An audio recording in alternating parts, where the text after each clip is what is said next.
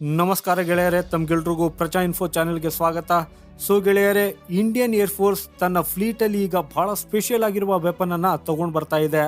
ಇದೊಂದು loyal wing man ಆಗಿರ್ಲಿದೆ, ಪೂರ್ಣ ಪ್ರಮಾಣದಲ್ಲಿ ಅನ್ಮ್ಯಾನಡ್ ಆಗಿರ್ಲಿದ್ದು 200ರಿಂದ 250 ಯೂನಿಟ್ ನ ಇದರ ಒಂದು ಪೂರ್ತಿ ಫ್ಲೀಟ್ ಅನ್ನ ಆರ್ಡರ್ ಮಾಡಲಾಗುವುದು.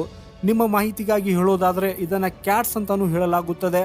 ಬೇಸಿಕಲಿ ಇದರ ಕೆಲಸ ಏನಿದೆ ಅಂದ್ರೆ, ನಮ್ಮ ಯಾವುದೇ ಒಂದು ಫೈಟರ್ ಜೆಟ್ ಆಗಲಿ, ಅದು ಹೆಂಗಂದ್ರೆ ಈ ರಾಫೆಲ್ ಹಾಗೆ ಅವುಗಳು ಹಾರುತ್ತಿರುವಾಗ ಆಗ ನಾವು ಅದರೊಂದಿಗೆ ಈ 3-4 ಕ್ಯಾಟ್ UAV ಅನ್ನ ಹಾರಿಸಬಹುದು.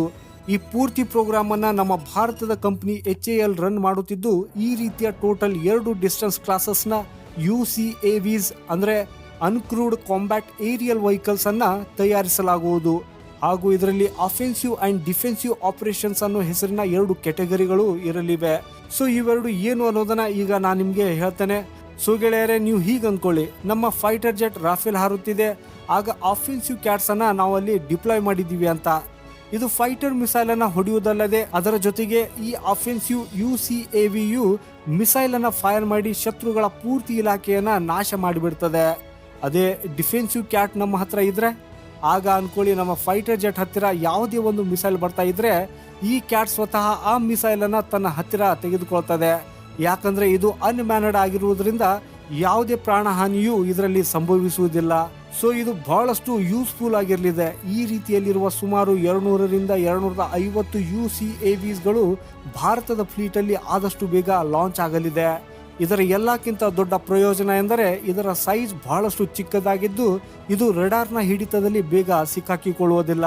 ಹಾಗೂ ಈಗ ಇದರ ಟೈಮ್ ಲೈನ್ ಬಗ್ಗೆ ಹೇಳೋದಾದ್ರೆ 2028ರಿಂದ 2030ರವರೆಗೂ ಈ ಪೂರ್ತಿ 250 ಫ್ಲೀಟ್ ಅನ್ನ ಭಾರತದ ಏರ್ ಫೋರ್ಸ್ ಅಲ್ಲಿ ನಾವು ತಗೊಂಡು ಬಂದಿರುತ್ತೇವೆ.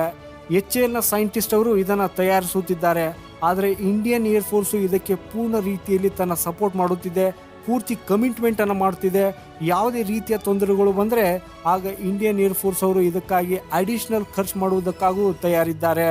ಆದರೆ ಸದ್ಯಕ್ಕೆ ಭಾರತಕ್ಕೆ ಈ ಪ್ರಾಜೆಕ್ಟ್ ಅನ್ನ ಪೂರ್ಣ ಪ್ರಮಾಣದಲ್ಲಿ ಕೊನೆಗೊಳಿಸಬೇಕಾಗಿದೆ. ಸೊ ಈ ವಿಷಯದಿಂದ ಈ ಪ್ರಾಜೆಕ್ಟ್ನ ಪೂರ್ತಿ ಇಂಪಾರ್ಟೆನ್ಸ್ ಅನ್ನ ಈಗ ನೀವು ತಿಳ್ಕೊಂಡಿರಬಹುದು. ನಮ್ಮ HAL ನ ಸೈಂಟಿಸ್ಟ್ಗೆ ಇದನ್ನು ಇನ್ನಷ್ಟು ಹೆಚ್ಚು ಅಡ್ವಾನ್ಸ್ಡ್ ಆಗಿ ಹೇಗೆ ಮಾಡಬೇಕು ಅನ್ನೋದನ್ನು ಕೇಳಿದಾಗ ಆಗ ಅವ್ರು ಏನು ಹೇಳಿದ್ರು ಅಂದರೆ, ನಾವು ಆದಷ್ಟು ಬೇಗ ಇದನ್ನು ಶೋಕೇಸ್ ಮಾಡೋದಕ್ಕೆ ಹೋಗುತ್ತಿದ್ದೇವೆ. ಸದ್ಯಕ್ಕಂತರೂ ಇದರ ಡಿಸೈನ್ ಅಡ್ವಾನ್ಸ್ಮೆಂಟ್, ಫಂಕ್ಷನಾಲಿಟಿ ಅಡ್ವಾನ್ಸ್ಮೆಂಟ್ನ ಮೇಲೆ ಕೆಲಸ ನಡೆಯುತ್ತಿದ್ದು, ಕ್ರೂಷಿಯಲಿ ಇಂಜಿನ್ ಡೆವಲಪ್ಮೆಂಟ್ನ ಮೇಲೇನೂ ಕೆಲಸವನ್ನು ನಾವು ಮಾಡ್ತಾ ಇದ್ದೇವೆ. ಹಾಗೂ ಮೋಸ್ಟ್ ಲೈಕ್ಲಿ ಪೂರ್ತಿ unit make in India initiative ಮುಖಾಂತರ ಮ್ಯಾಕ್ಸಿಮಮ್ ಲೋಕಲೈಸ್ ಕಾಂಪೋನೆಂಟ್ಸ್ ಇಂದಲೇ ಮಾಡಲಾಗುವುದು.